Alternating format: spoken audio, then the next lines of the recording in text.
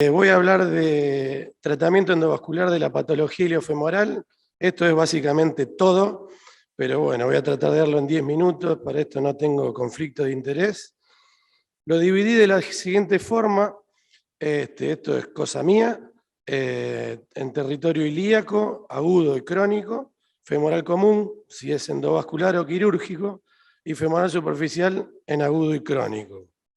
Como para hacerlo rápido, siempre vamos a la historia, a la prehistoria puede ser, a la Task 2, a la guía que sigue dirigiendo lo que hacemos, pero realmente que cada vez es un poco más obsoleta, aunque sea, nos marca para clasificar qué es lo más difícil, qué es lo más fácil de tratar, pero bueno, tiene sus defectos, ha cambiado mucho la revascularización, por ende un poco voy a mostrar que la guía TASC no tiene demasiado sentido, pero lo que tenemos que ver en ilíaco, en tratamiento endovascular ilíaco crónico, es cuando tratamos, son pacientes claudicantes en general, algunos con isquemia crítica, pero lo más frecuente son claudicantes. ¿Cómo tratamos?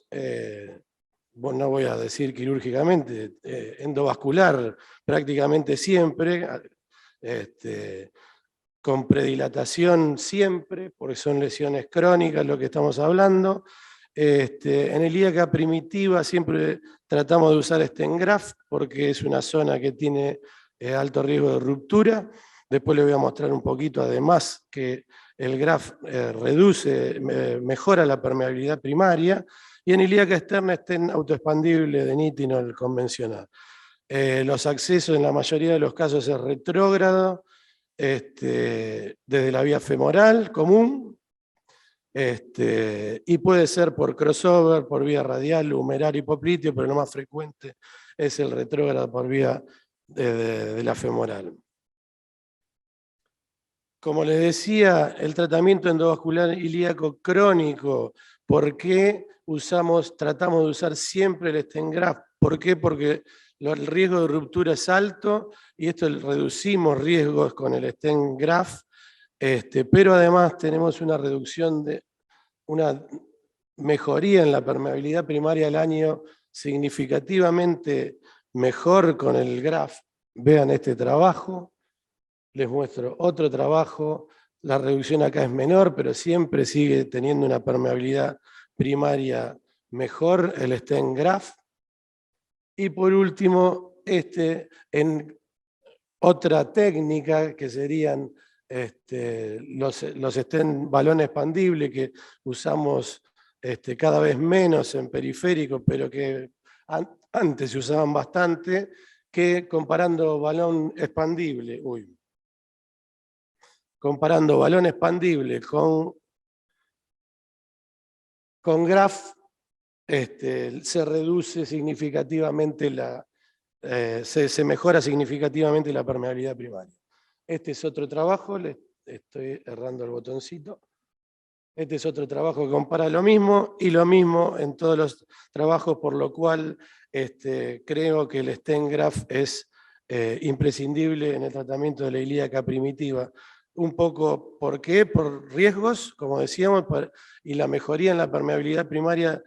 ¿A qué se debe? Es una opinión personal, pero es algo que se dice y creo que es lógico que uno con un stent graft puede ir a un mayor diámetro siempre que yendo con un stent desnudo, por una cuestión lógica de que si se nos rompe con un stent desnudo, tenemos un problema grave. En cuanto al tratamiento endovascular en ilíaca aguda, como les decía, nosotros en las oclusiones agudas, en las isquemias agudas, siempre vamos a una angiografía previa y lo que tratamos de hacer es resolverlo en la sala de hemodinámica con técnicas de stent primario. Como les decía previamente, la ilíaca primitiva tratamos con stent graft preferentemente, pero en agudo usamos mucho el stent autoexpandible de nitinol, primario, y eso nos da una excelente permeabilidad. Es importante el acceso, porque esto puede ser dificultoso en en la oclusión ilíaca aguda y en algunos casos, en lugares que están adecuados, tiene una preparación adecuada, podría hacerse con angiotomografía previa, que define muy bien la estrategia a seguir. No es lo que hacemos nosotros lo evaluamos clínicamente y habitualmente o vamos desde un acceso contralateral o de un acceso braquial. Estos son casos nuestros, oclusión ilíaca primitiva en su origen prácticamente, desde punción femoral homolateral retrógrada, stent primario, ese es el resultado final. Esto es lo mismo, fuimos desde un acceso braquial para hacer la angiografía, y esta es la angiografía desde el introductor homolateral, cuerda, stent, y tenía un stent del otro lado. Ese es el resultado final, excelente.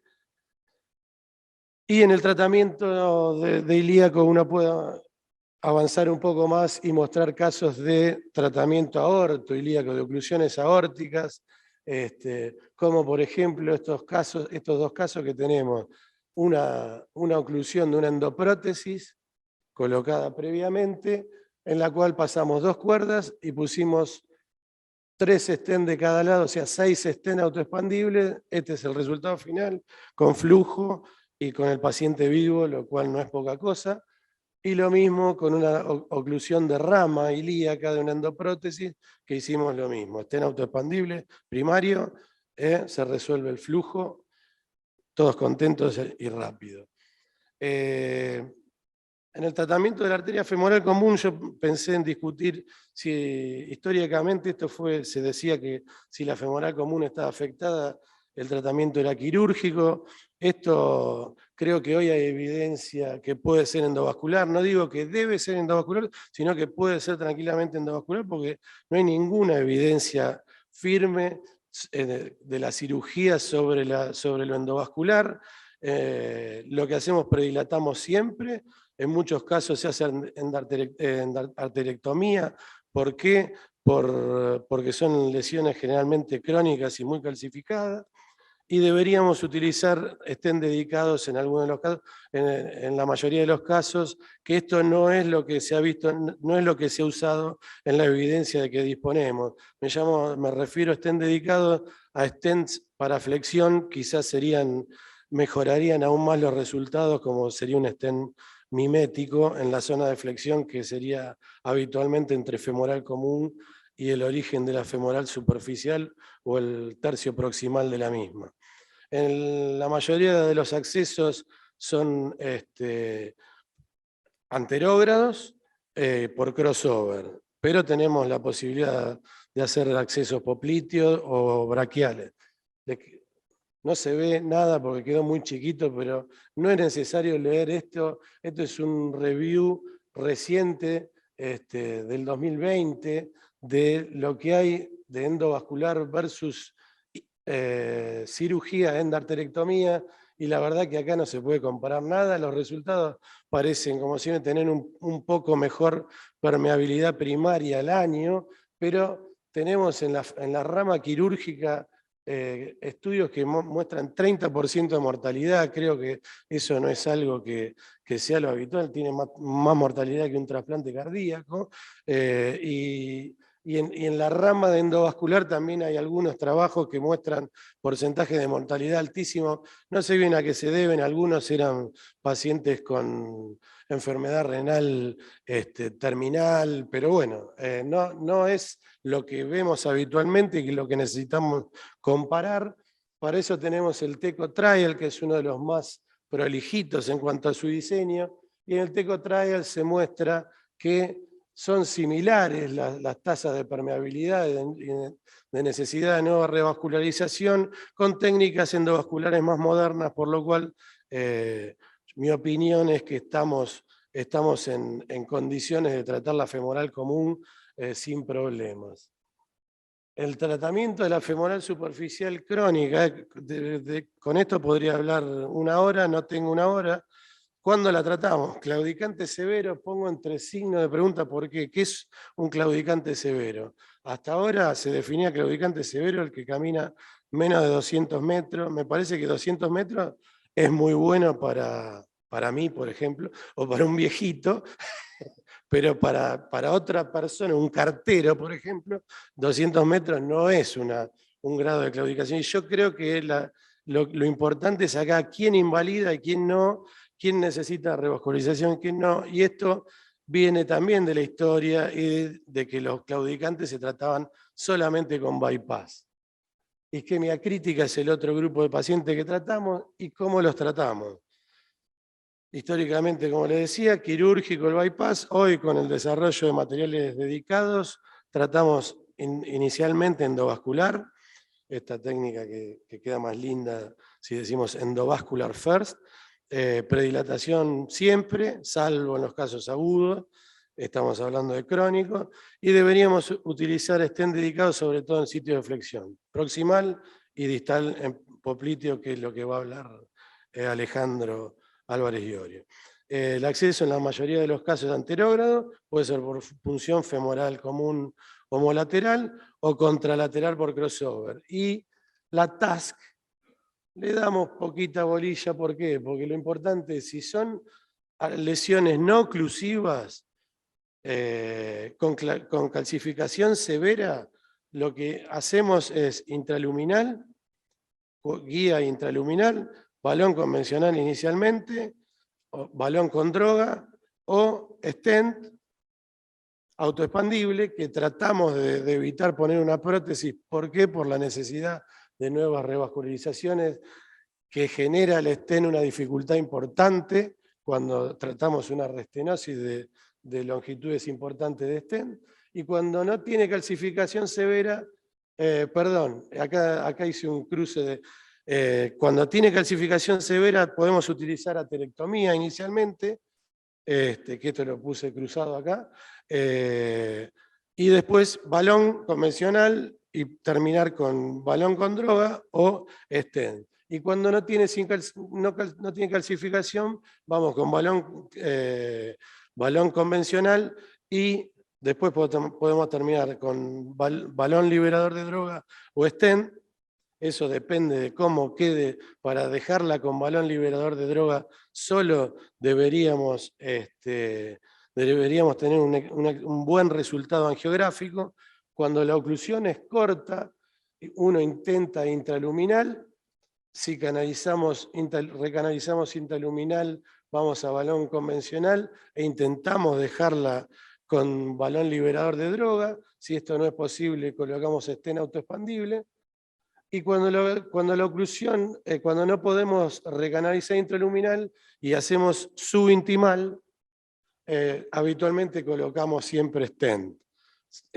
Hay grupos que ya están tratando de las subintimales dejarlas con balón liberador de droga, pero no es sencillo, no nos quedan bien angiográficamente, habitualmente hay disecciones y todo eso debe ser resuelto con stent. En cuanto a las oclusiones largas, en el 95% de los casos se hace subintimal y con stent autoexpandible, aunque, como decía, algunos podrían utilizar balón liberador de droga. Si queda bien angiográficamente, tiene una buena permeabilidad, pero no es lo más frecuente. En cuanto a lo crónico y lo que les decía de los stent dedicados y de los materiales que se utilizan, estas son las tres tecnologías: stent con droga, balón con droga y stent autoexpandible. Las tres tienen cerca del 80% de permeabilidad primaria a 12 meses. Los stent dedicados, sobre todo para flexión, como el stent mimético supera, tienen un poco más, entre el 80 y el 90, y estas son de acuerdo a la longitud de las lesiones. Y les quería mostrar un poco un trabajo que presentamos en Solasi, que es nuestro, sobre 45 casos de una utilización híbrida del stent supera.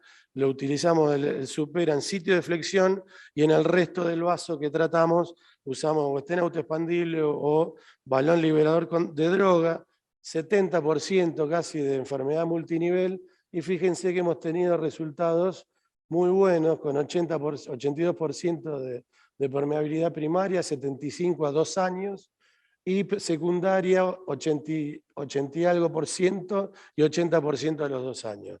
En enfermedad multinivel esto es muy bueno. En la superficial aguda, lo que se hizo históricamente es un Fogarty quirúrgico sin control angiográfico, el paciente vuelve a unidad coronaria, le va mal y termina amputado.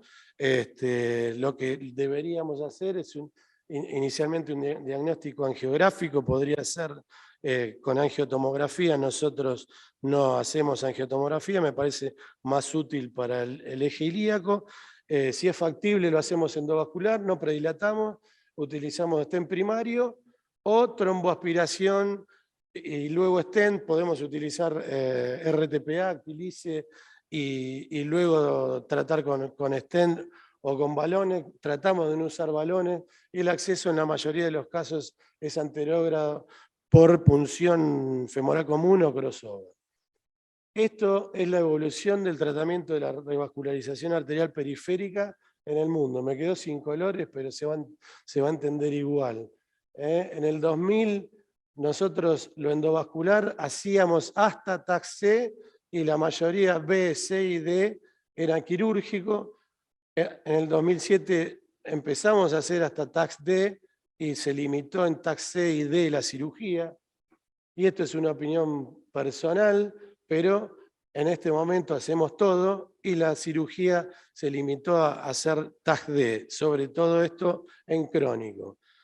Esta diapositiva muestra que debemos modernizar conceptos en enfermedad vascular periférica, iliofemoral crónica. La guía TASC está un poco obsoleta. No digo que no sirva porque sirve, pero sirve para clasificar un poco, pero lo que nos interesa a nosotros es otra cosa. La claudicación severa en menos de 200 metros me parece que es algo que tendría que cambiar. Que la femoral sea quirúrgica me parece que es algo del pasado.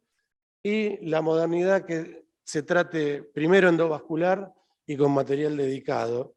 Y en el agudo, el Fogarty en quirófano se puede hacer en una sala híbrida y después continuar con angioplastia del lecho distal, pero el Fogarty en quirófano y devolver el paciente a cuidados intensivos le va mal. Siempre hay que hacer una angiografía. Si es una angiotomografía en ilíaco, ayuda mucho a planificar la estrategia. Obviamente primero endovascular y sigo con material dedicado. Bueno, muchas gracias. Creo que estoy entendiendo. Bueno, muchas gracias, Andrés. Vamos a pasar a la presentación de la industria. Va a tener una presentación GE Healthcare y va a tratar el tema Rodrigo Sousa, que es el líder clínico de intervención en GE Healthcare. Es un aplicacionista por 8 años, ingeniero de control y técnico en radiología, y va a tratar el tema de EVAR con realidad aumentada para reducción de dosis y contraste. Bueno, muchas gracias, Rodrigo. Tenemos un tiempo acotado, así que te rogamos estar en tiempo. Gracias. Hola, buenas tardes. Yo soy líder clínico entonces de GE Healthcare. Yo empecé como aplicacionista avanzado por como 4 años, entonces ahora estoy ayudando a buscar los clientes para que utilicen el máximo de los softwares avanzados. Lo que pasa es que muchos le compran equipo con softwares avanzados, pero muy pocos los utilizan. Y estamos desarrollando una ayuda para que queremos justamente utilizar el máximo del equipo, ¿sí? Y acá es un ejemplo de una demostración de un equipo nuevo, de la nueva generación, del equipo de IGS Alia. Solo un ejemplo de un poco que se maneja del equipo, de ajustes de calidad y de dosis de contrastes y dosis general de radiación. Se puede cambiar hasta 98% de dosis de radiación solamente moviendo el tipo de adquisición, las velocidades de adquisiciones y los modos de adquisición. Sí, todo esto generado por todas las tecnologías que tenemos dentro del equipo y todos los cambios que se pueden hacer. Además de eso, también los nuevos equipos están viniendo con la nueva generación de inteligencia artificial que lo permiten en automático ajustar más rápido la dosis de radiación al mismo tiempo que se ayuda a ajustar la calidad de imagen, ¿sí? En simultáneo. incluyendo ahí la distancia automática desde el detector hasta el paciente. Entonces, para este procedimientos de EVA, justamente son procedimientos complejos que ya tiene que tener una idea del planeamiento previo. El correcto que el paciente venga con la tomografía previa para que sepas exactamente qué tipo de endoprótesis que va a utilizar, qué región que va a afectar, cuáles son los riesgos. Y además de esto, toda la movilidad que principalmente los equipos robóticos le permiten, ¿sí?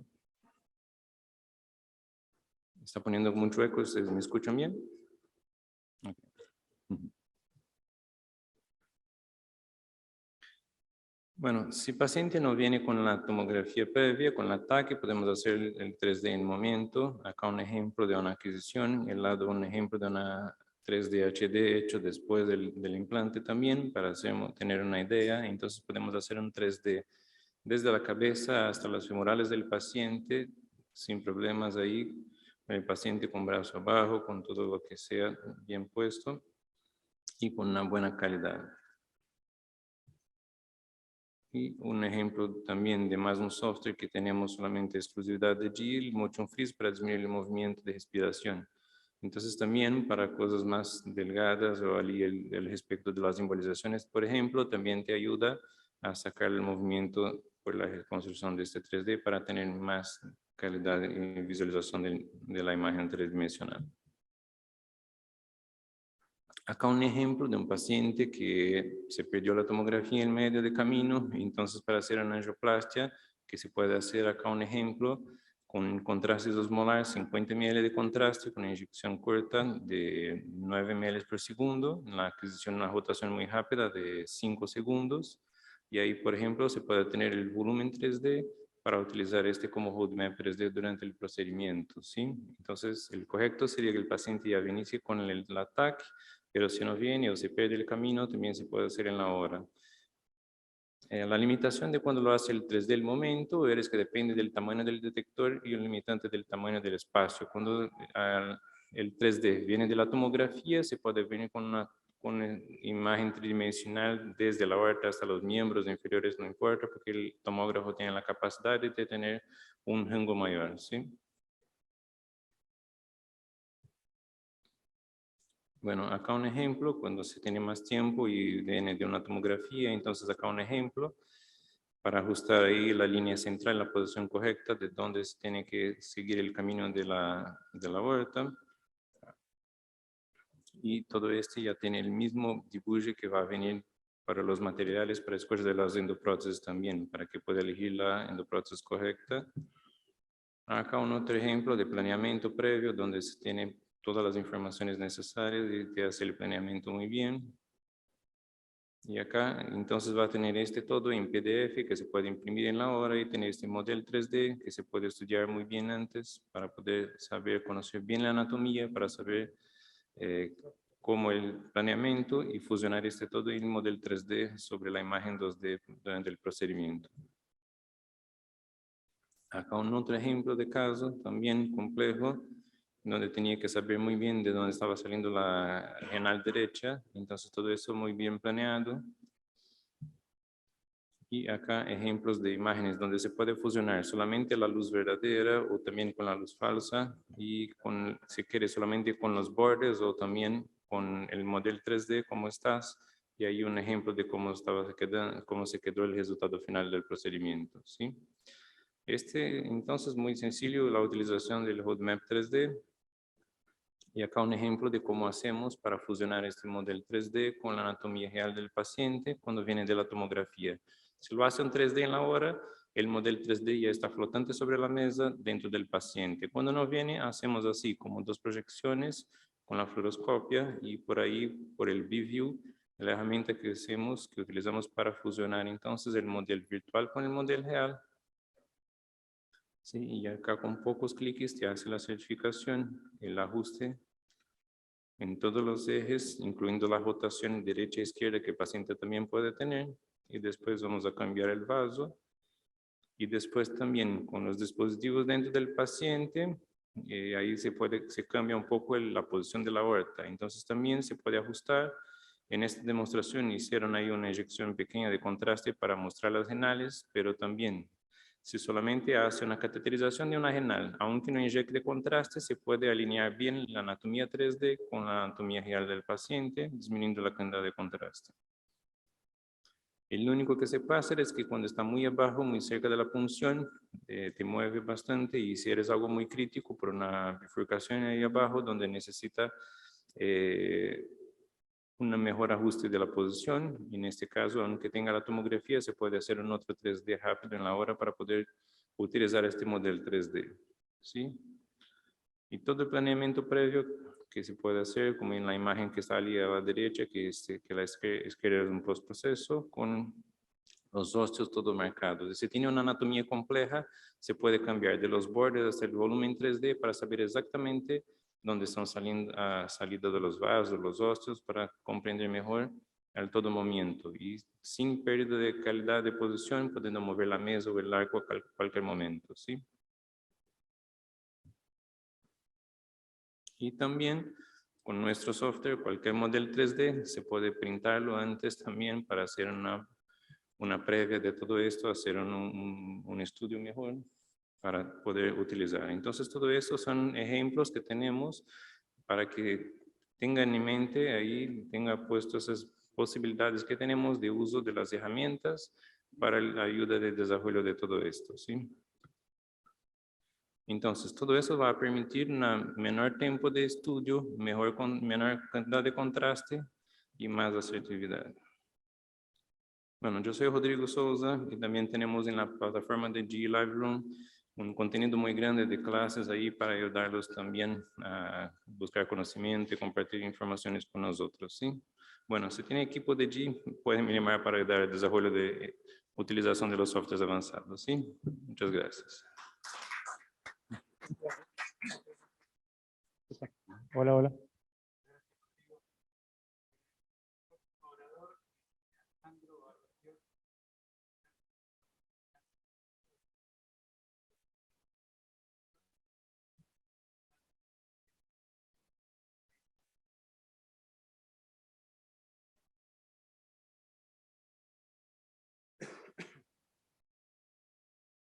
Hola.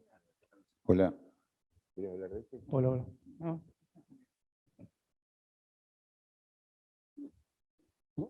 Pero se entendió, ¿no es cierto? ¿Quién no lo conoce al Capitán América?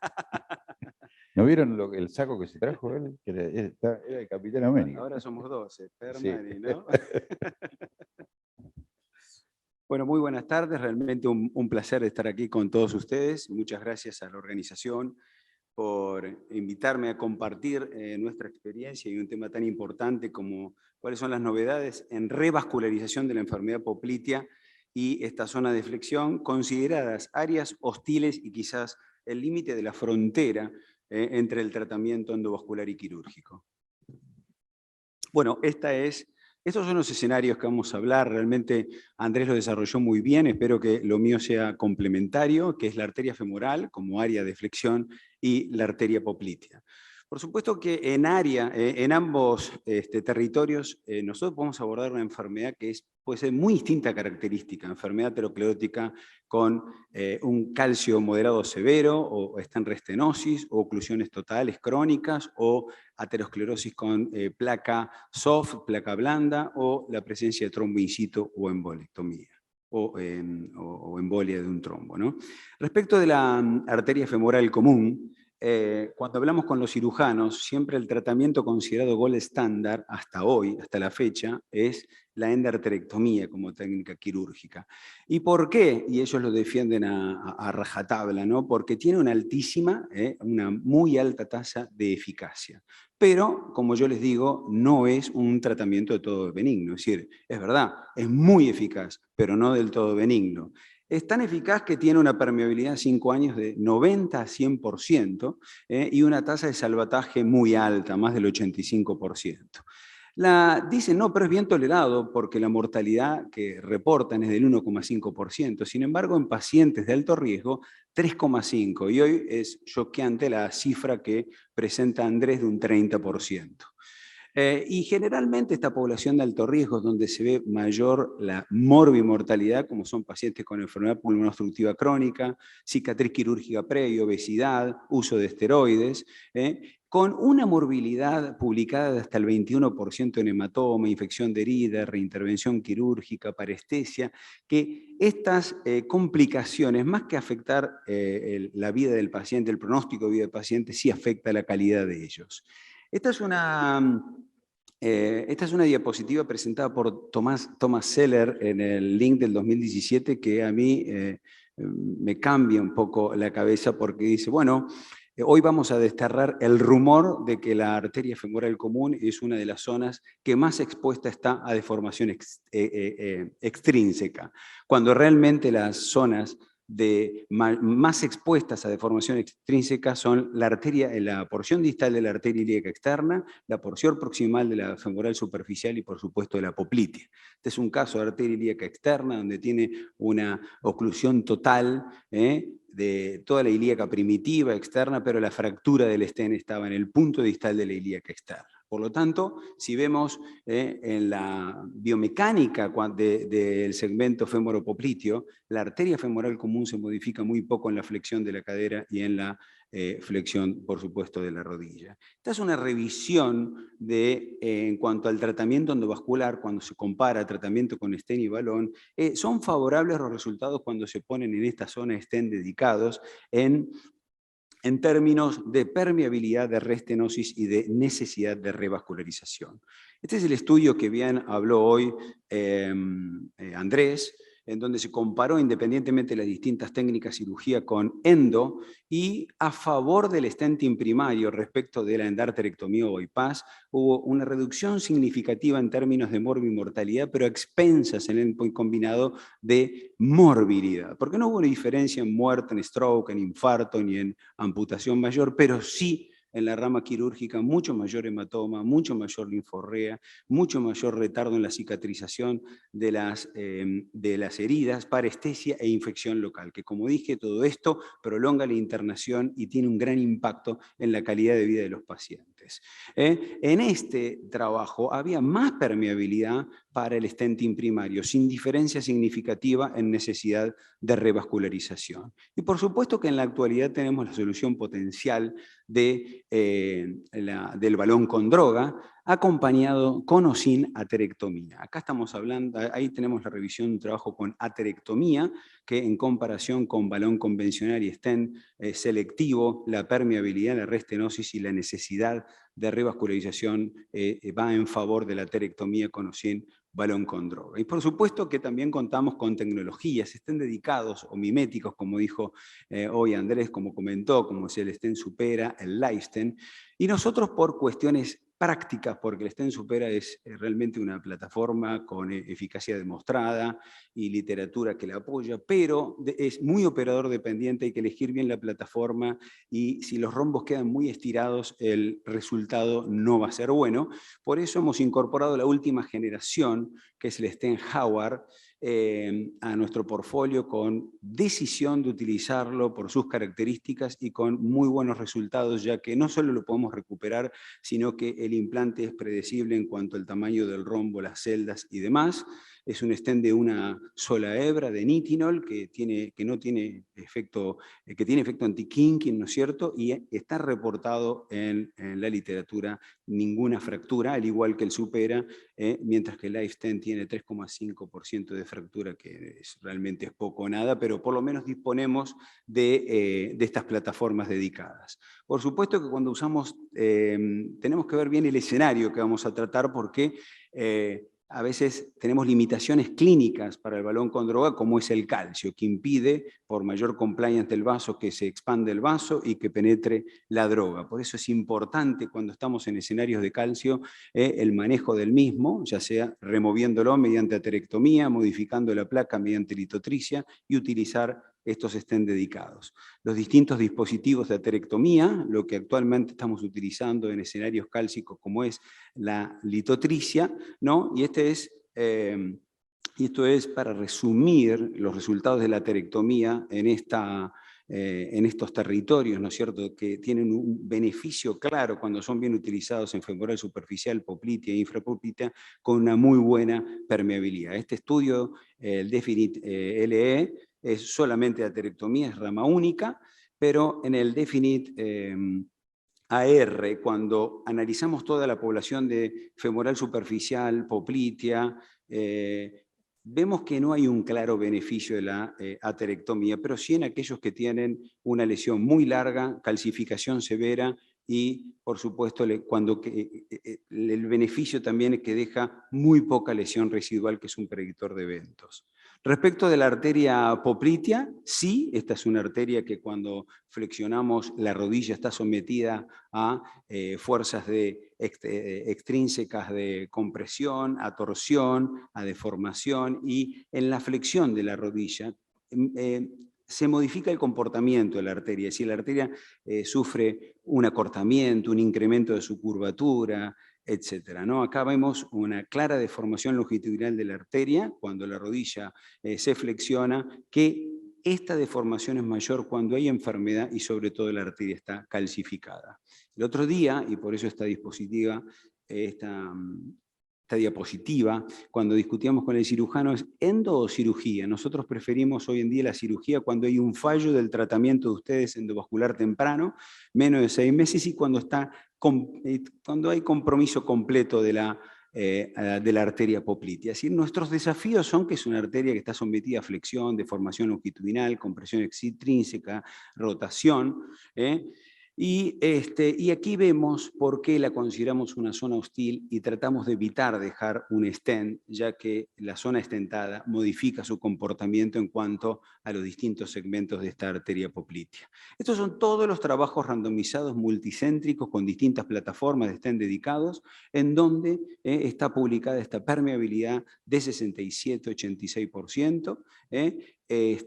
Y yo creo que tenemos suficiente evidencia en este territorio de la arteria poplitea. Como ustedes ven, es muy escasa la población que incorporaron los trabajos y más que nada la mayoría en segmento P1. Pocos trabajos analizaron segmento P1, P2 y P3, solamente el ETAP Trial con un claro beneficio para el stenting. Este es el stent que estamos utilizando, que tiene una permeabilidad publicada del 67%, y para dar el mensaje final, voy a mostrar los casos de la práctica diaria de la vida real. Este es un paciente con isquemia crítica. Entonces, ¿qué hacemos en estas áreas hostiles? Tenemos dos, la femoral común y la poplitea. En la femoral común tenemos enfermedad muy severa, con una placa focal excéntrica severamente calcificada a nivel de la cabeza del fémur y con una lesión de bifurcación como si fuera un tronco de A circunfleja ahí, distal en la femoral común, con las ramas perforantes y la terminal de la femoral profunda ocluida, y también la poplitea afectada en su segmento P1 y P2. Entonces, rápidamente hicimos un abordaje contralateral, cruzamos la lesión, predilatamos, que el balón no dilató la lesión de la femoral superficial, fuimos a dilatar y a trabajar cuidadosamente la poplitea con balones crecientes en diámetros insuflados prolongados, y una vez que, para ir para atrás,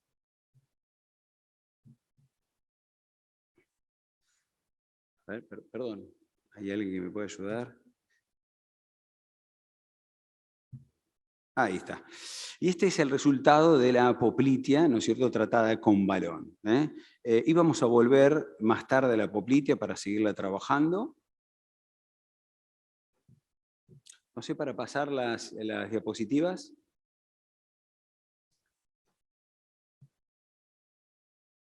Así termino.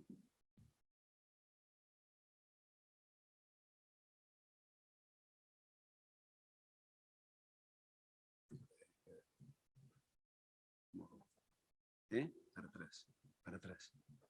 Ahí. Para acá, para adelante. Ahí, perfecto. Bien. Entonces, bueno, fuimos a la femoral común y decidimos hacer modificación de placa con balón de litotricia. Utilizamos los 300 ciclos y realmente fue increíble cómo fuimos viendo el cracking del balón a nivel de la femoral común. Bueno, este es el resultado post-litotricia, ahí vemos el basal y el post-litotricia en este territorio. Les juro que hicimos IBUS pre, IBUS post, pero el Corlab lo borró, pero cuando después de la litotricia veo este resultado, digo, bueno, acá o lo dejo así o puedo ir con balón con droga, hago IBUS y veía bloques de calcio en flap, motivo por el cual lo que hicimos fue, por más que las ramas colaterales y terminal de la profunda estaban ocluidas, fuimos a preservar la permeabilidad de la femoral profunda y en la arteria poplitea, como había disecciones limitantes de flujo, pusimos un stent dedicado, como es el Jaguar, para tratar P1 y P2, y también en la femoral común, ¿no?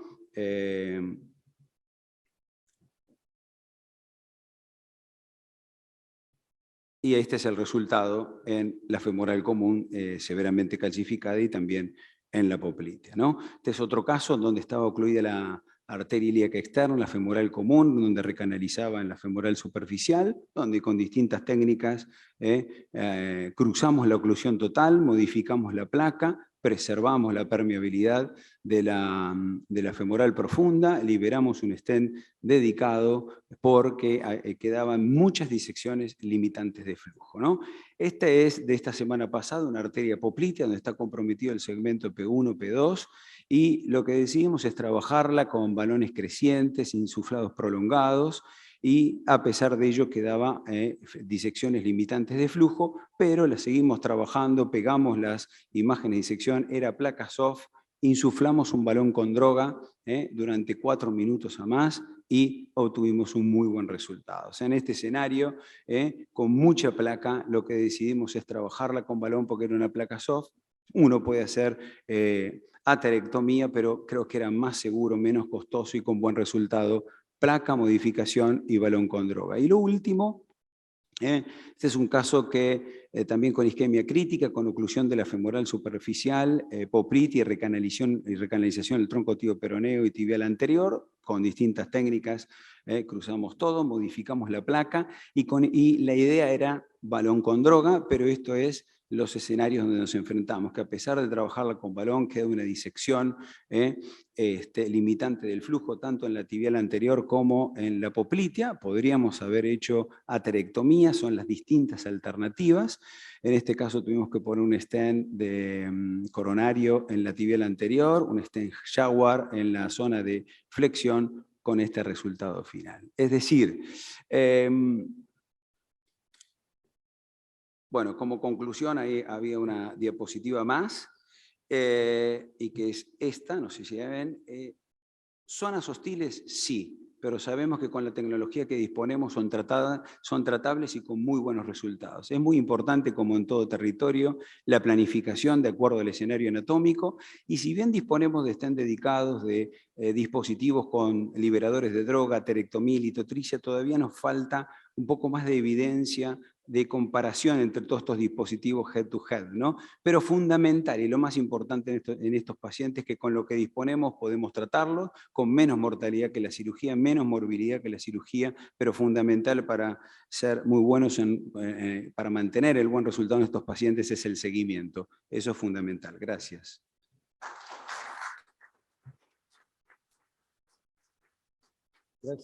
Gracias Alejandro. Seguimos con la presentación de la industria. Ahora el que va a presentar es la empresa Unifarma. Acá está. Unifarma, los dispositivos Lambre, dispositivos LAC de última generación, la experiencia inicial que existe en la Argentina, lo va a presentar Diego Rodríguez. Diego Rodríguez es el responsable clínico de terapias vasculares de la empresa. Diego, Gracias. adelante. Bueno, ¿cómo están? Buenas tardes. Un placer volver a estar todos juntos. Gracias al CASI por la invitación a dar esta presentación y gracias a estos 7 minutos que me puedo sacar el barbijo. Entonces vamos a tratar de hacer una presentación breve.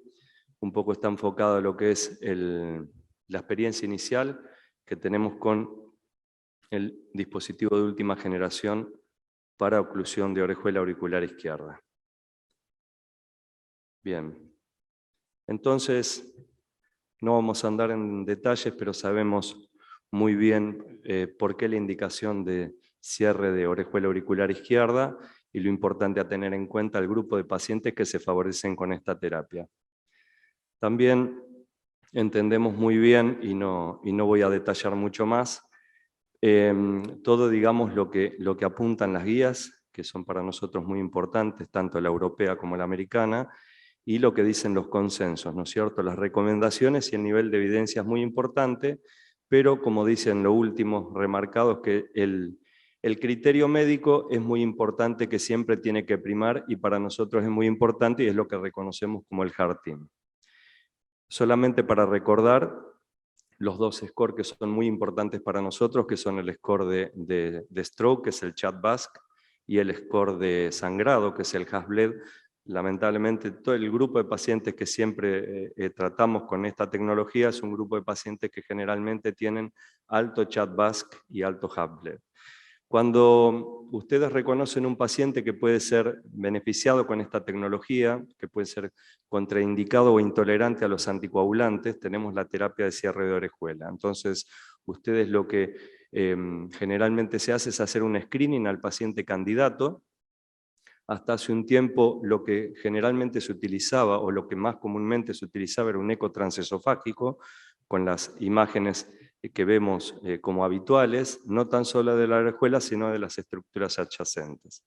¿Sí? Pero todo ha avanzado, el eco es muy necesario al día del implante, pero también nosotros ahora podemos obtener este tipo de imágenes con los tomógrafos multicortes, con protocolos cardíacos o protocolos de TAVI, obviamente si se hace un protocolo TAVI, no hacerle accesos para no generar más dosis de radiación y más contraste, y podemos tener este tipo de imágenes, ¿no es cierto?, donde no tan solo podemos ver la forma, o sea, la morfología, y medirlo y cuantificarlo, sino como en esta imagen central que podemos obtener una medición muy precisa del ostium de la orejuela y predefinir el tamaño de dispositivo.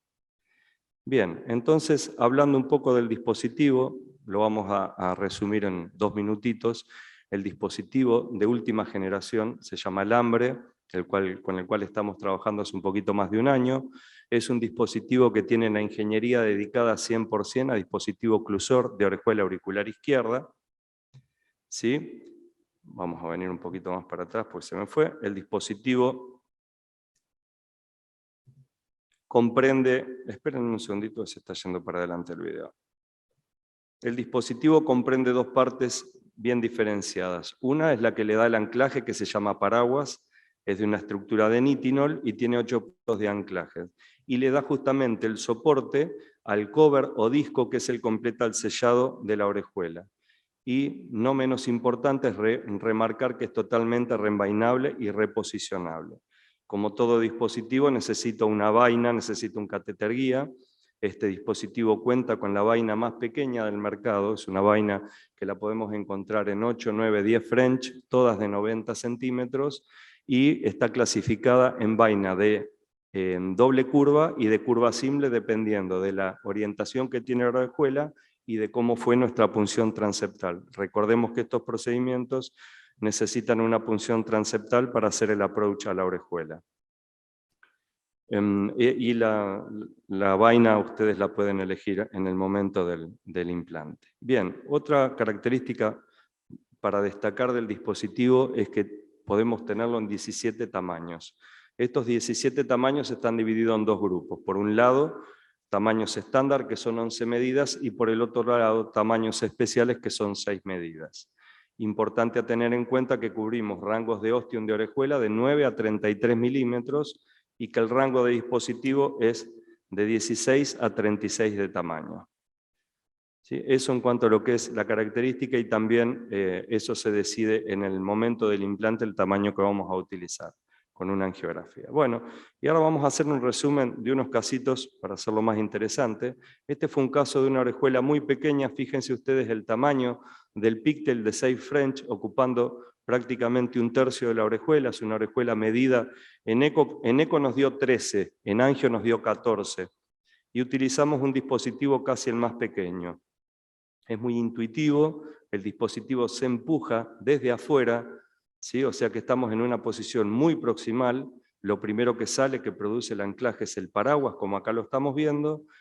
En segunda parte se libera de forma segura y muy precisa el cover, ¿sí? Y lo que podemos hacer, acto seguido, se hace siempre una prueba de tensión, de estabilidad, y podemos hacer un angio, eco o ambos para controlar.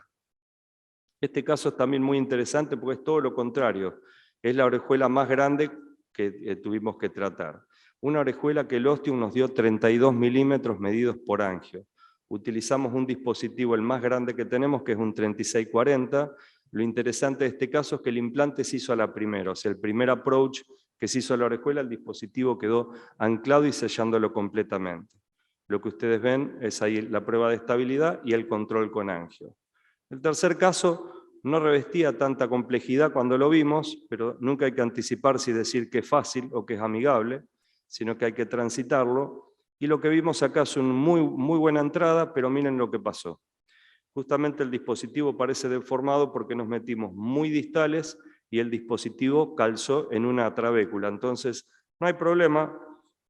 Como era la primera vez que pasaba, nos asustamos todos, ¿qué pasó? Pero bueno, el tema es que lo reenvainamos, se hizo un approach más proximal, el dispositivo se liberó, ¿sí? Ahí estamos haciendo una prueba de estabilidad, y cuando se libera queda en esa posición de forma muy segura. Y el último casito, ¿sí? Es un caso que no es tan complejo, es una orejuela de las que sabemos ver habitualmente, pero acá reforzar un poquito la idea de Rodrigo de G, que estuvo muy bueno, porque me tocó trabajar en 2 oportunidades trabajando con estas herramientas de matching multimodalidad, o sea, teniendo la posibilidad de trabajar la angiografía montada sobre una tomografía, como es lo que ustedes pueden ver, que es lo que es un roadmap 3D dinámico. ¿Vieron esos roadmap coronarios que es el matching? Esto lo que permite es tener realmente una aproximación prácticamente real a la orejuela, con lo cual se reduce tiempo de implante, tiempo de fluoroscopía y cantidad de contraste durante el procedimiento, lo cual es bueno para todos. Lo único que hay que tener es un poquitito de paciencia, porque en las primeras veces hasta que se logra el matching hay que tener paciencia y dar esos 2 minutos, después todo fluye. Acá estamos viendo cómo el dispositivo avanza, algunas imágenes 3D que la podemos poner o sacar. ¿Sí? Acá estamos justamente liberando el cover, lo podemos ver a la derecha en este cuadro, fíjense, ¿sí? Cómo va a quedar es real como lo vimos, ¿sí? Y también así lo estábamos viendo en el eco transesofágico. Entonces, eso está bueno quien lo tenga, es una muy buena experiencia comenzar a utilizarlo. Y bueno, esto no es un trabajo clínico que les quiero mostrar, sino resultados preliminares. ¿Cómo nos ha ido en nosotros, en Argentina? Porque a veces nos gusta hablar de los resultados de los trabajos clínicos y demás, sí, pero también nos gusta a nosotros empezar a mostrar cómo nos está yendo a nosotros. En un poquito más de un año hicimos 13 pacientes. De esos 13 pacientes, bueno, los números más hombres, 68%, siempre un chat-BASC lamentablemente alto, y en 10 pacientes con un ACV-AIT previo. O sea que lo que termina siendo una terapia para que sea preventiva, lamentablemente estamos haciendo el cierre de orejuela en pacientes que ya han hecho el ACV. En lo que es morfología tuvimos mixta, ¿sí? Tuvimos un poquito de todo. Así que hemos tenido orejuelas bastante amigables y orejuelas bastante desafiantes. Todas con muy buen resultado, y fíjense que el rango de tamaños de orejuelas fueron desde una muy pequeña hasta una muy grande. ¿Sí? El oversize del dispositivo acá generalmente es de 2 a 6, el promedio nuestro fue de 4 milímetros de oversizing. Y para terminar en los resultados, como nos fue en Argentina, podemos decir que los resultados son muy similares a lo que vienen siendo los trabajos clínicos multicéntricos internacionales del hambre. Es un dispositivo que se está utilizando muchísimo en Europa, es un dispositivo que ha generado un muy buen uso, un muy buen feedback de todos. Fíjense que el implante en el primer intento es muy alto, en Argentina tuvimos casi 85%, cuando en el resto del mundo fue 91%. Un solo paciente con una reposición, uno solo con 2 reposiciones, sin leak, con casi 85, y con leak de menos de 1 milímetro quedaron 2 pacientes. El aceptable es 3, Los tiempos fíjense que es nuevo, es un dispositivo nuevo y nunca ha pasado los 50 minutos de completo con la punción transeptal. El alto hospitalario, esto sí es de remarcar, de 13 pacientes, 12 pacientes se fueron de alta el otro día en 24 horas y el resto nos dio 0, estamos muy contentos por eso. Muchísimas gracias. Gracias, Diego.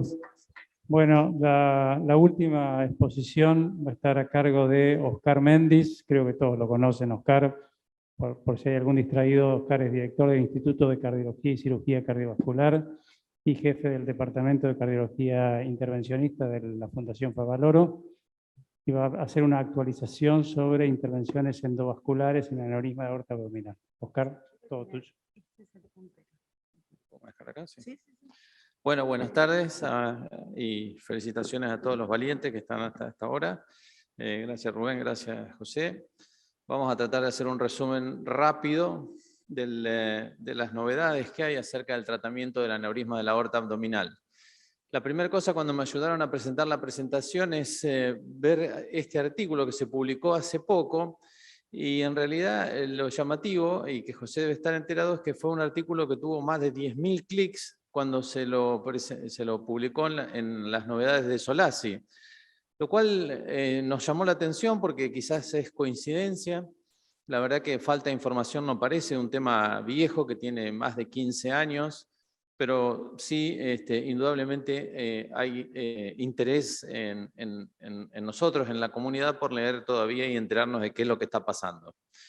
Lo cierto es que la evolución del tiempo, el reemplazo o la reparación percutánea de los aneurismas de aorta abdominal muestran una curva de eventos adversos que va con una tendencia hacia abajo, sobre todo en mortalidad, pero la otra, que es la de los costos, se mantiene bastante estable, aunque con una tendencia hacia abajo, pero no demasiado significativa y que es a veces lo que nos limita. Los resultados a largo plazo, que es lo que más interesan en la actualidad, ya que muchos de los problemas técnicos que teníamos hace 15 o 20 años se han ido resolviendo, es que se asocian con como ustedes ven ahí, con una mejoría en los resultados, la sobrevida de los pacientes cuando hacemos la reparación, pero que esos beneficios se van perdiendo en el curso del tiempo, y ahí hay que ver una comparación con la cirugía a cielo abierto, donde la curva está por encima, es decir, que la reparación endovascular tiene peores resultados a largo plazo, a pesar de ser mejores inicialmente. Nos falta información. ¿Qué es lo que pasa acerca de la anatomía? Bueno, una de las cosas sobre las cuales hablamos frecuentemente es la anatomía compleja de los cuellos, que son los cortos, los que tienen mucho calcio, que tienen trombos, que están angulados o que tienen diámetros grandes. Y lo más lamentable es que aproximadamente representan el 60% de las anatomías, sobre todo cuando tratamos mujeres. Por supuesto que si nos tocara pilotear un avión, nos gustaría aterrizar a la derecha y no a la izquierda, y eso es lo que nos pasa cuando tratamos de hacer anatomías hostiles, complejas, versus las anatomías sencillas. Cuando hablamos de complejos, estamos hablando de los dos grupos del medio, los que tienen cuellos muy cortos, cuellos cónicos, o que directamente no existen si nos miramos hacia la derecha de la diapositiva. Para los aneurismas yuxtarrenales, esos que tienen trombos desde donde están las renales, tenemos que pensar en soluciones alternativas, soluciones diferentes. Y la otra anatomía compleja, que son los pacientes que tienen anatomía tortuosa de las arterias ilíacas, calcificaciones o aneurismas ilíacos asociados. Para todo ello necesitamos de una caja de herramientas, como dijo Alejandro hace un rato, que tiene que tener variaciones y que no podemos usar siempre lo mismo. Hasta hace unos años, cuando teníamos un cuello hostil, lo único que teníamos era inflar un poco más un balón. Si la prótesis nos había quedado mal colocada, le poníamos un CAF, o si nos había quedado mal posicionada, avanzar los introductores grandes y poner un stent de Palmas, y ya si la cosa se complicaba mucho, pensar en el futuro en coils o inyección de Onyx. En el curso del tiempo nos aparecieron los dispositivos fenestrados, fenestraciones para las arterias renales y el scallop para la arteria mesentérica, que fueron un gran avance para tratar esas anatomías complejas. Con estos, y olvídense la diapositiva, la línea amarilla dice es que el stent graft con esta estructura era seguro y efectivo y tenía una morbimortalidad baja, pero era un procedimiento bastante complejo. Y cuando lo usábamos en anatomías complejas, valga la redundancia, en aneurismas con cuello de menos de 4 milímetros, y teníamos algunas limitaciones como que solo podíamos tratar solo 3 vasos o incluir en esas fenestraciones. Teníamos que esperar 4 u 8 semanas y valga la aclaración, había que pagar el dispositivo y si algo que pasaba con el paciente en el camino, el dispositivo iba al tarro de basura. Pero lo cierto es que pudimos tratar unos cuantos pacientes, un caso muy complejo de un paciente que tenía en realidad un pseudoneurisma de una sutura proximal de una cirugía de un aneurisma previo. Entonces ese es el dispositivo que se implanta. El planning era bastante complejo, con una tomografía de múltiples cortes. A la derecha de la diapositiva ven cómo se calculaba dónde estaban los orificios. Y después teníamos que hacer un procedimiento que requería de una técnica bastante depurada, que requería tiempo, que requiere materiales y hacerlo paso por paso y no saltearse nada para evitar cualquier tipo de complicaciones. Una de las dificultades más grandes que teníamos era que no se nos rotara el dispositivo a la hora de avanzarlo para no perder la orientación horaria de esas fenestraciones. Pero lo cierto es que nos quedaban muy bien. Este es un caso de ese mismo caso que les mostré. Ese es el resultado final. Este es el resultado final al año. Es decir, que la cosa funcionaba. Después de eso aparecieron los dispositivos con ramificaciones, pero que también se mandaban a fabricar. Eran pacientes que tenían una anatomía más compleja en el cual las fenestraciones no eran adecuadas para ese caso y entonces teníamos que mandar a fabricar este tipo de dispositivos. Este es un ejemplo, en este caso ya se requería de un acceso clavicular o axilar para poner los stents desde arriba. Marcábamos las arterias desde abajo, pero la canulación para el implante del stent se hacía desde arriba. Este es un ejemplo, nos había quedado espectacular, estábamos chochos, hasta que hicimos la angiografía final, donde vemos la disección en la aorta ascendente y el paciente termina operándose por esa disección en la aorta ascendente. Lo que quiero decir con esto es que son procedimientos complejos, no exentos de complicaciones y que, bueno, muchas veces nos traen dolores de cabeza. Este es otro dispositivo de otra marca, también utilizando la tecnología que nos mostraron recién, en este caso de otra compañía, pero que el Vessel Navigator se llama en este caso. Cuando uno tiene la tomografía previa permite de bastante ayuda, ahorrar bastante contraste, aunque la verdad es que a mí me gusta seguir marcando las arterias con las guías, porque si la estructura, cuando uno avanza el dispositivo en una aorta tortuosa, la anatomía se modifica, todas las imágenes que teníamos muy lindas se pierden, y si la prótesis se rota, se vuelve muy difícil porque también perdemos la orientación de los test. Esta es la otra marca de dispositivos, en este caso era también a pedido, nosotros le mandábamos la tomografía, se llama Extra Design de Jotec, y nos hacían el dispositivo. Este es el ejemplo. De nuevo necesitamos un acceso femorales, bilaterales y los accesos axilares para poner un introductor 12 y después bajar todas las vainas. Ustedes ven a la derecha de la imagen que tengo marcada la renal desde abajo. Ponemos la vaina, ponemos los stents, en este caso la mesentérica, la renal sigue estando marcada, la otra renal y el resultado final. La situación de la Argentina nos ha hecho tratar de aprender algo que había surgido en Brasil con el doctor Lobato, que son las chimeneas, los snorkel y todos esos nombres raros, para tratar de explicar o llamar el uso de stent por fuera de la endoprótesis para proteger las arterias, ya sea renales u otras viscerales, en anatomías como las que les mostré y que no teníamos o no disponíamos o no podíamos contar con un dispositivo de esa sofisticación. Este es un caso de una chimenea con stent, en este caso expandibles por balón, que son 6 French, que se pueden hacer totalmente percutáneos, inclusive desde la radial. No se puede hacer desde la radial cuando usamos los autoexpandibles porque son 9 French, hay que ir ya a la humeral por disección o a mí no me gusta punzar la humeral. Las chimeneas tienen la limitación de dejar esos espacios que se llaman gutters y que pueden ser causas de endolic tipo A, Lo cierto es que hay publicaciones con resultados aceptables que muestran regresión de los aneurismas, pero si ven acá, dice que tienen una tasa de Endolix parecida entre las prótesis fenestradas y las chimeneas, pero las chimeneas tienen una mayor tasa de reintervenciones. Esto es nuestra serie, que ya tiene algunos años, de pacientes con aneurismas con cuellos hostiles, proximales. Tenemos más incidencia en Endolix, 7% versus 3, y mayor tasa de reintervenciones, 10 versus 7.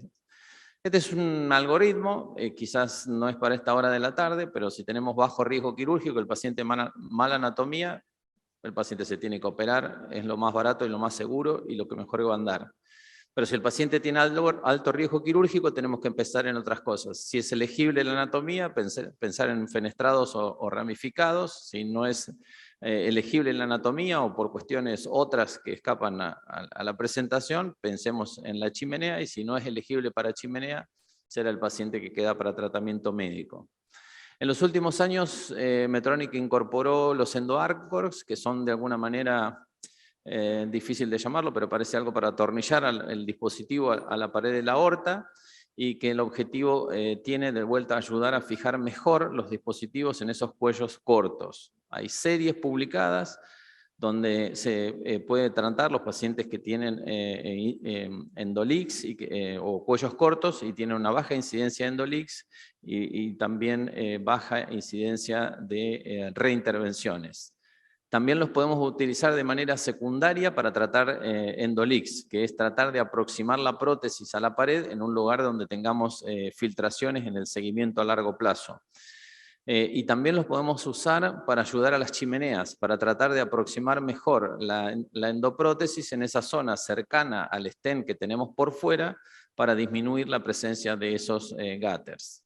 Y eso es un poco un resumen apurado y apretado de todo lo que podemos ver en el tratamiento de estos dispositivos, y que la semana que viene en EndoAorta vamos a tratar un poco más en detalle. Muchas gracias.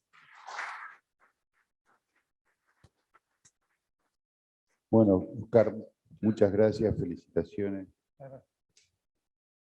Algo más. Por alguna razón, algo pasó en la presentación que se me perdieron una serie de diapositivas. Quiero decirlo así nomás, sin diapos.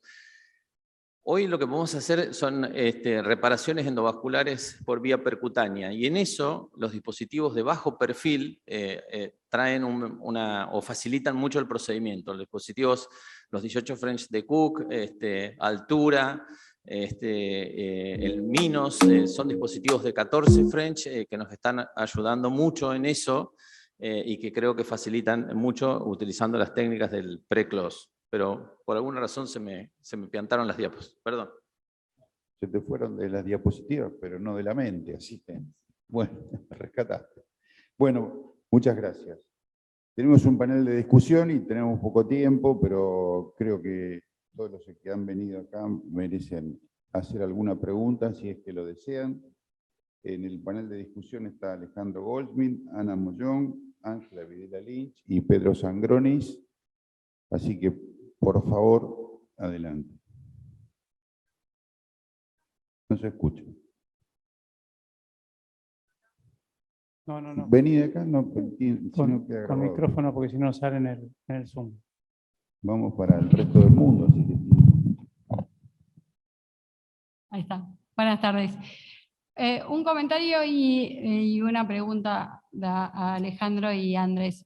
El comentario del Supera que vos planteaste, que por ahí tiene algunas complicaciones, creo que algo que nos enseñó el Supera y los balones con droga, que nos aporta para el resto, es la preparación de la placa. Creo que si preparás bien la placa, complicaciones en el implante, no te digo que se pone solo, pero la clave es darle buen lugar para que se acomode solo. Y lo que tiene, el plus que creo que tiene, es que tiene mucha resistencia a la compresión, que eso me parece que podría hacer la diferencia al resto. Y una pregunta para los dos, un comentario. En la femoral común, creo que coincido en que en la femoral común propia, no, el problema no es la flexión, el tema es la calcificación y sobre todo en la bifurcación. Creo que los dispositivos, tanto la aterectomía como la litotricia, aportan mucho, pero la mayoría de las veces tiene el popcorn, el que invade la luz, que vos presentaste un caso que después le pusiste stent. Yo creo que lo que hace es craquear el calcio ese y lo fractura y modificar la placa, pero nunca tenemos que esperar que va a quedar angiográficamente perfecta, porque con esa cantidad de calcio no creo que lo logremos. Yo creo que le hubiera puesto igual balón con droga, porque me parece que le suma a la aterectomía y a la litotricia la droga, y con un resultado por ahí, no sé si subóptimo, pero no lindo y con muy buen resultado funcional. No sé qué opinan con eso. Yo evitaría ponerle stent a toda costa a esa. Y sí estén dedicados porque es zona de flexión también.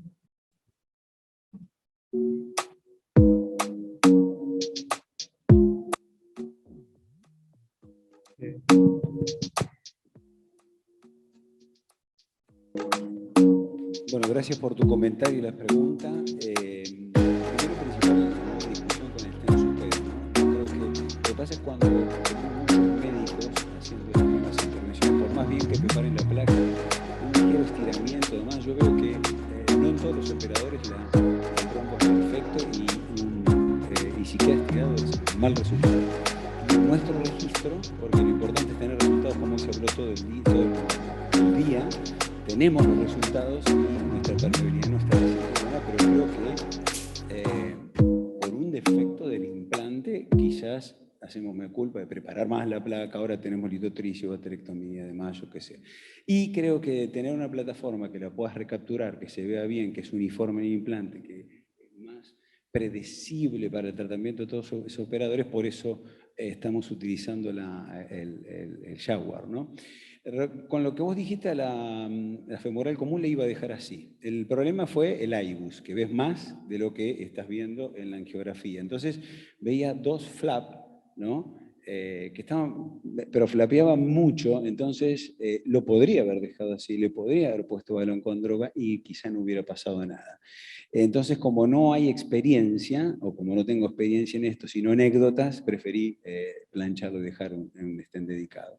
Sí me gustó el mensaje de Thomas Seller que decía calcio excéntrico, que es como Valky, un bodoque en la femoral común y bien focal, es mejor aterectomía, pero cuando tenés una enfermedad tan difusa involucrando la bifurcación, realmente, tanto en coronario como en periférico, la litotricia es espectacular. Sí, yo coincido con vos, Ana. Creo que si el resultado tuyo con aterectomía fue excelente y me hubiera gustado dejarlo con balón con droga. Y coincido que no tenemos que ir a la perfección y que tenemos, a pesar de eso, buen resultado funcional. Y el tema stent mimético, yo creo que los stent autoexpandibles han mejorado mucho y tienen baja tasa de fractura, pero creo que el único mimético es Supera y por eso la dificultad en colocarlo bien, que la dificultad es hacerle el espacio, y creo que Jaguar y Lifestem no son stent miméticos, pero tienen buenos resultados en flexión, aunque no es lo mismo, sobre todo por la resistencia a la compresión extrínseca, que es lo que hace que si vos no la preparás bien, la placa se puede elongar de 100 a 300, que bueno, hay que saber hacerlo bien y nada más.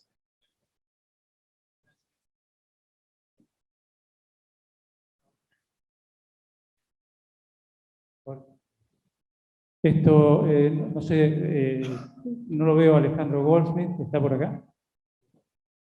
Pedro Sangronis, sí creo que estaba. Y Ángeles Guevara Lynch está allá, no sé si Ángeles... Yo le quiero hacer alguna pregunta, algún comentario. Mientras tanto le quiero hacer una pregunta a Cacho, porque hoy dijo que no sé si lo nombraste como esquema o en tu práctica diaria de la vida real. Nosotros, toda la población de pacientes con aneurisma de aorta abdominal, hostiles, malos, esto y lo otro, hablamos con los cirujanos, por lo menos en nuestra región, pero también a nivel país, y están cada vez más desentrenados, con todos los cirujanos que hablo, no operan a nadie, y en el Congreso de Cirugía Cardiovascular tuvimos una reunión de litotricia, pero también facilitando los accesos para casos hostiles en aorta.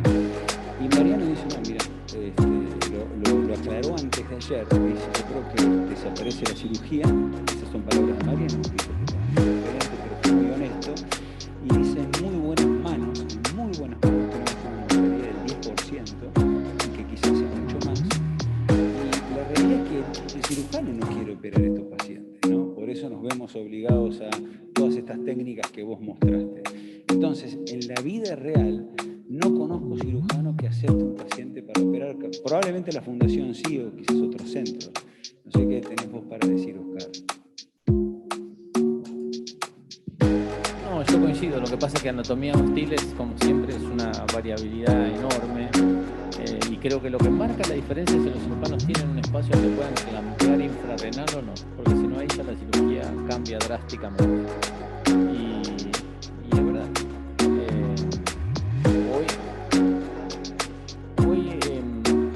Todas estas técnicas ayudan mucho, pero no es lo mismo poner una prótesis fenestrada o ramificada que cuando uno tiene que hacer una cirugía endovascular mucho más compleja. Y si tenés problemas de accesos asociados, y si tenés un montón de cosas, y si el paciente es un paciente joven y qué sé yo, hay que charlarlo. O sea, yo no la mataría tan rápido ni tan definitivamente. Las paraplejías existen. Yo la semana pasada tuve una y yo te puedo asegurar que eso es devastador. Yo no estoy tan convencido de que eso que se hace en 2 etapas sea tan protector, porque te queda un aneurisma presurizado, con un trastorno, una coagulopatía fenomenal, una plaquetopenia fenomenal. Entonces, yo entiendo lo que dice Mariano y qué sé yo, pero hay que charlarlo. Si el paciente es un buen candidato, es un paciente flaco y qué sé yo, se puede hacer. Bueno, creo que estamos... Ay, yo tengo una pregunta, doctor. ¿Los endoanchor en cuellos dilatados lo usan como preventivos, digamos? Yo no tengo experiencia con endoanchors, no lo hemos usado. Te diría que el único que lo usa es Mariano. Así que el jueves que viene tenemos una charla de endoanchors y le preguntamos a Mariano. Pues yo no conozco mucha gente que esté usando endoanchors.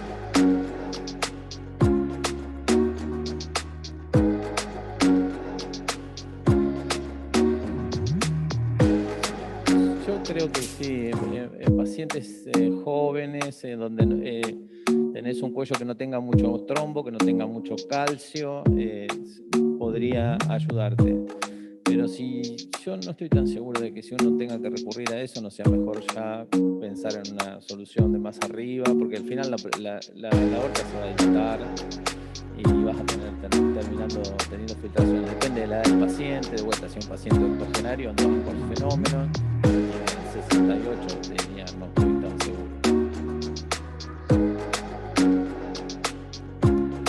De la paraplegia, te iba justo a preguntar yo, monitoreo de líquido cefalorraquídeo, aneurismas renales, ¿lo haces todos los pacientes? ¿Cómo manejas ese tema? No, lo hacemos en los pacientes de alto riesgo. Por ejemplo, en este paciente que tuvimos la paraplegia lo habíamos hecho, después se retiró y el paciente tuvo la paraplegia al día siguiente. Y era un paciente de relativamente bajo riesgo porque tenía subclavia permeables, hipogástricas permeables y buenas ambas, y sin embargo terminó con una paraplegia completa. El dispositivo quedó espectacular y todo, pero los 70 y pico de años. Sí, lo drenamos también, se lo monitoreó, se le sacó el líquido cefalorraquídeo. Yo te digo que como cardiólogo, si hay algo que no me gusta hacer, es eso. Sí, los dispositivos, el monitoreo no menos de 48 horas, ¿no? Eso es lo recomendable, porque hay eventos tardíos. Sí. Bueno, este es un anticipo del endoaorta, me parece. tenemos que entregar el salón, porque lo tienen que preparar. La verdad que la charla está muy interesante. Quiero agradecerles a todos, los profesores y panelistas que estuvieron sentados aquí. Hay un sorteo en el stand de Endomedical ahora.